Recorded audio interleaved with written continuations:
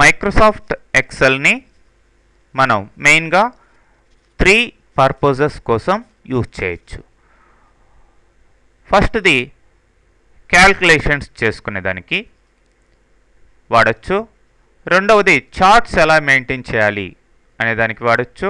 మూడవది database management ఎలా చేయాలి అనేదానికి వాడచ్చండి. ఫర్ ఎగ్జాంపుల్ నేను ఒక ఫైల్ని ఓపెన్ చేస్తున్నాను. ఇక్కడ డెస్క్టాప్లో ఎక్సర్సైజ్ ఫైల్స్లో చాప్టర్ 1 కింద వాట్ ఈజ్ ఎక్సెల్ ఫర్ అనే ఫైల్ ఉంది. దాన్ని ఓపెన్ చేయండి.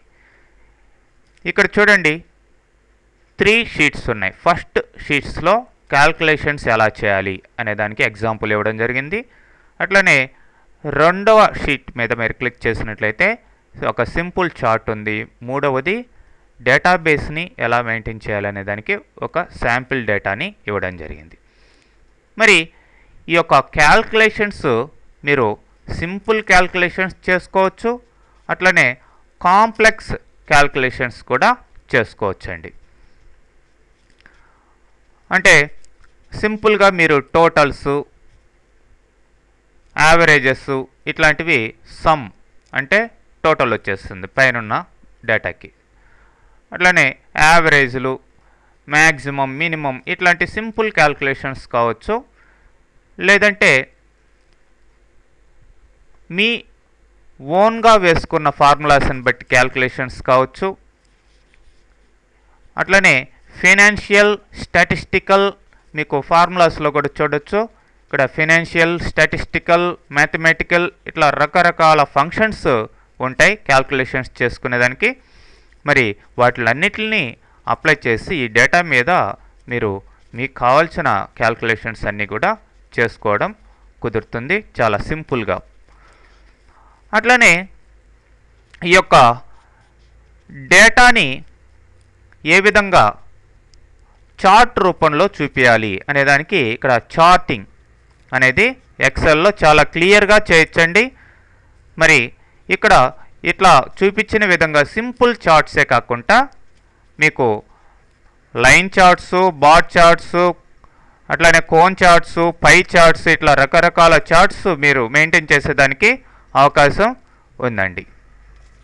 మరి ఈ చార్ట్స్ని ఇక్కడ షో చేయడమే కాకుండా వాటిని ఆ యొక్క చార్ట్స్ని ఏ విధంగా ఫార్మాట్ చేయాలి, సిరీస్ని ఏ విధంగా మెయింటైన్ చేయాలి, అట్లానే ఇక్కడ ఉన్న XY వీటిని ఎలా మెయింటైన్ చేయాలి, ఇట్లా మీకు ఈ బార్స్ని ఎలా మెయింటైన్ చేయాలి, వాటికి రకరకాల ఫార్మాట్స్ ఎలా పెట్టుకోవాలి, రకరకాల ఎఫెక్ట్స్ ఎలా పెట్టుకోవాలి అన్నీ కూడా ఇక్కడ ఎక్సెల్లో ఇవ్వడం జరుగుతుంది. ఓకే, అలానే డేటాబేస్ మెయింటెనెన్స్ ఎలా చేయాలి, లార్జ్ నెంబర్ ఆఫ్ రికార్డ్స్ ఇక్కడ మెయింటైన్ చేసేదానికి ఎక్సెల్లో అవకాశం ఉంటుందండి. చూడండి మీకు ఇలా స్ప్రెడ్ అవుతూ ఉన్నాయి. So thousands of records. For example control down ఆర్కి ప్రెస్ చేస్తే చూడండి ఇన్ని నెంబర్ ఆఫ్ రికార్డ్స్ని ఒక్క షీట్లో మీరు మెయింటైన్ చేయొచ్చు, మినిమం అన్నమాట. అంటే సైడ్ బై సైడ్ వేసుకుంటే ఇంకా ఎక్కువ రికార్డ్స్ కూడా మీకు వచ్చేదానికి అవకాశం ఉంటుంది. ఇట్లా ఈ యొక్క డేటాని మీరు దీంట్లో వేసుకొని ఆ యొక్క డేటాబేస్ రిలేటెడ్ ఫంక్షన్స్ కూడా రకరకాల ఫంక్షన్స్ ఉంటాయి. వాటిలంతా కూడా ఇక్కడ చూపించిన విధంగా డేటాని ఎలా మెయింటైన్ చేయాలనే దానికి రకరకాల ఆప్షన్స్ ఇక్కడ ఇవ్వడం జరిగింది. ఆ ఆప్షన్స్ అంతా కూడా యూజ్ చేసుకొని మీరు డేటాని మీకు కావాల్సిన వేలో మెయింటైన్ చేయొచ్చు.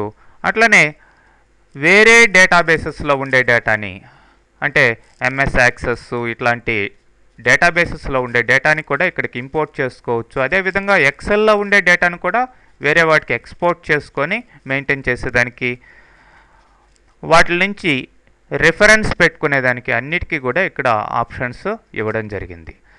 సో ఇట్లా ఈ యొక్క మెయిన్ యూజెస్ 3గా మనం చెప్పుకోవచ్చు. మరి నెక్స్ట్ కమింగ్ సెషన్ నుంచి మనం ఎక్సెల్ ఎన్విరాన్మెంట్ ఎలా ఉంటుంది అనేది చూస్తాం.